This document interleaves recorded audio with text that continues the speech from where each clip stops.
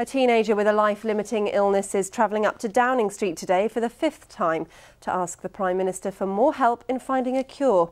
13-year-old Matthew Barrett from Wales suffers from Duchenne muscular dystrophy, and experts predict he could already be 3/4 of the way through his life.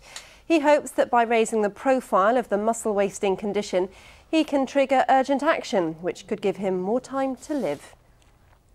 Plans will be unveiled today to repair some... John McGuire. A teenager who has a muscle-wasting disease that threatens his life has travelled to Downing Street today to ask the Prime Minister for more help in finding a cure. 13-year-old Matthew Barrett from Wales suffers from Duchenne muscular dystrophy, and he could already be 3/4 of the way through his life. His family hope that by raising the profile of the disease, they can trigger urgent action, which could give him more time to live.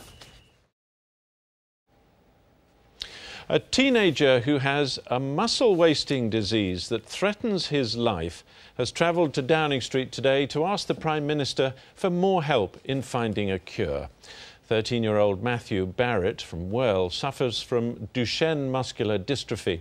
It's a severe condition that affects boys and young men who then die in their late teens or early 20s. Campaigners say action is needed sooner rather than later.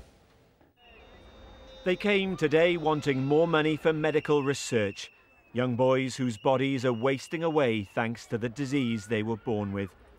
Among them, Matthew Barrett and his family, who think the government should find the money.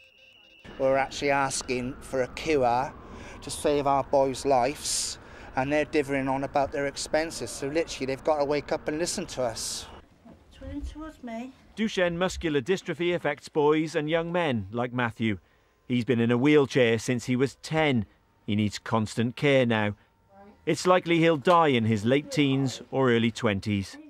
It's very important because if we get a cure now, we give Matthew a lease of life, literally. And without the cure, they're just going to deteriorate. And it's, you know, boys are living much longer elsewhere, and we need to get something sorted now for them because they are literally on a death sentence, like a ticking time bomb.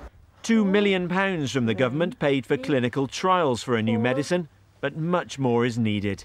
Very little research was being properly funded by the government up until then. But unfortunately, that just is nowhere near enough.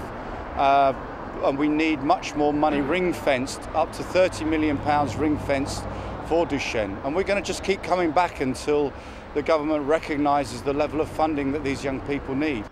For all the young boys with this disease, each day is so important.